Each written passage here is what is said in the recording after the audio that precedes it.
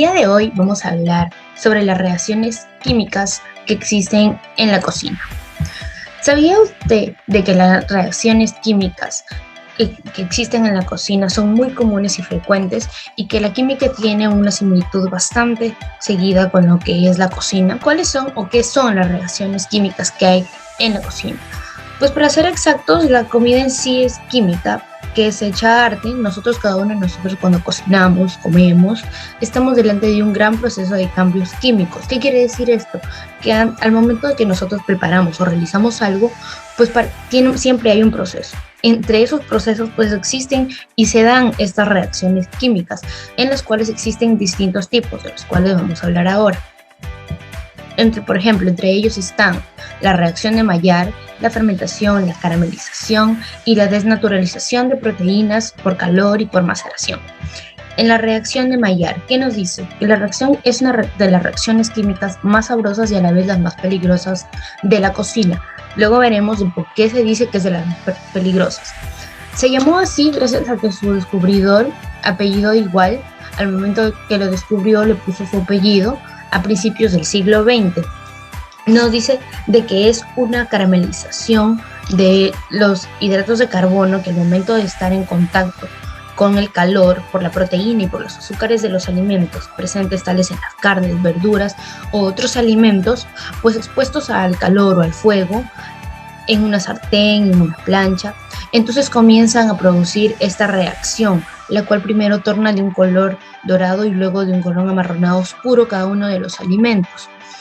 ¿Por qué se dice de que es una de las más peligrosas del mundo? Pues se confirmó de que esta en su proceso expulsa compuestos químicos tóxicos que son claramente cancerígenos para la salud, los cuales se vio, ¿no?, de que eran y causaban enfermedades neurodegenerativas, tanto como cáncer, como diabetes y como problemas pulmonares. Entre otro tipo que tenemos de ellos es la fermentación, que nos dice que es un proceso bioquímico en el cual hacen falta microorganismos, mediante el cual es posible obtener energía a partir del azúcar sin oxígeno. La glucosa se rompe en un piruvato y es dependiendo del tipo de fermentación en ácido láctico. También está el ácido láctico, el alcohol y los gases. Entonces, de esta, ¿qué nos quiere decir? De que es un proceso metabólico que convierte los glúcidos en ácidos, gases y alcoholes. ¿Para qué? Para extraer de ellos una parte de su energía química, mientras esta reoxida las coenzimas.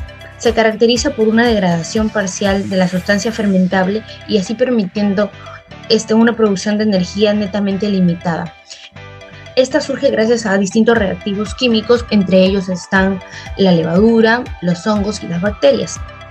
Por otro lado tenemos lo que es la caramelización, que es un proceso en el cual mediante los azúcares se rompen y dan lugar a un compuesto como forma de aldehído que dan color y un sabor distinto.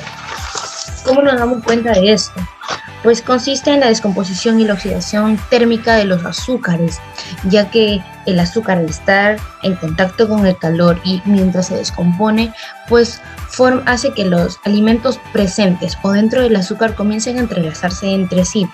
¿Qué quiere decir esto? Que al momento de unirse, por la viscosidad del dulzor y del caramelo, pues forman una familia de polímeros, el cual tiene entre ellos los caramélidos, los caramelinos y los caramelanos.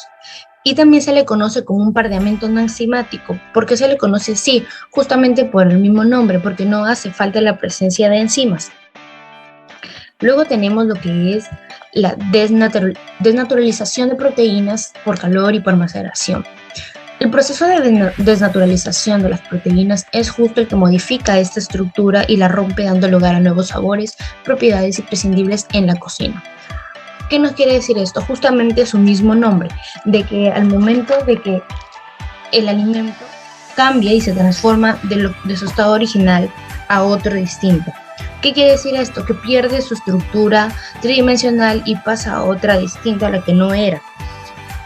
Como por ejemplo, ¿qué podemos ver? Es ejemplos de todos estos tipos. vayamos con la reacción de Maillard. Si tenemos una carne cruda, al momento de exponerla al calor, pues esta va a empezar a tornarse justamente del color marrón medio dorado. ¿Por qué? Porque los azúcares y las proteínas, al momento de que estuvieron en contacto con el fuego, se comenzaron a hacer esta reacción, la cual tornó de este color la carne. En la fermentación, un claro ejemplo de la fermentación es la levadura, ¿no? En la masa del pan. Al momento de que nosotros añadimos levadura a la masa del pan, pues esta comienza a hacer que la masa crezca, y lo cual vuelve la masa del pan que sea mucho más suave y también mucho más tierna. Por otro lado, tenemos lo que es el vino, la fermentación del vino. Por el mismo zumo de las uvas, ya que este es dulce, junto con otros microorganismos, hace que ésta se fermente con el pasar de los días, en la cual también aparece lo que es el etanol. Otro ejemplo que también podemos ver aquí en fermentación es de que el yogur, por ejemplo, si le añadimos bacterias benignas y lo dejamos reposar más o menos unas 4 horas a unos 43 grados centígrados, pues esta comienza a fermentarse y luego tenemos que pasar a enfriarlos para detener el proceso de fermentación. Luego tenemos la caramelización. El azúcar. La sacarosa, cuando entra en calor, más o menos a unos 160 grados centígrados, es cuando empieza a tornarse ese color claro, medio dorado del caramelo, no respectivo de los caramelos. Pues este se debe ser un proceso de acuerdo a la preparación que uno va a realizar, como por ejemplo el color claro o mediante el agua, porque el caramelo seco es muy distinto cuando se le agrega agua, ya que el pH del agua cambia y hace otra estructura y lo hace menos denso el caramelo y también le da otra viscosidad. Pues cuando es claro y podemos glasear, por ejemplo, verduras, frutas o tubérculos, pues tiene que tener una densidad mucho más leve y tiene que ser un poco más claro. Pero para otras cosas, como por ejemplo realizar para turrones, glaseados, merengues, el caramelo tiene que ser mucho más oscuro y mucho más denso, ya que su viscosidad tiene que ser mucho más espesa.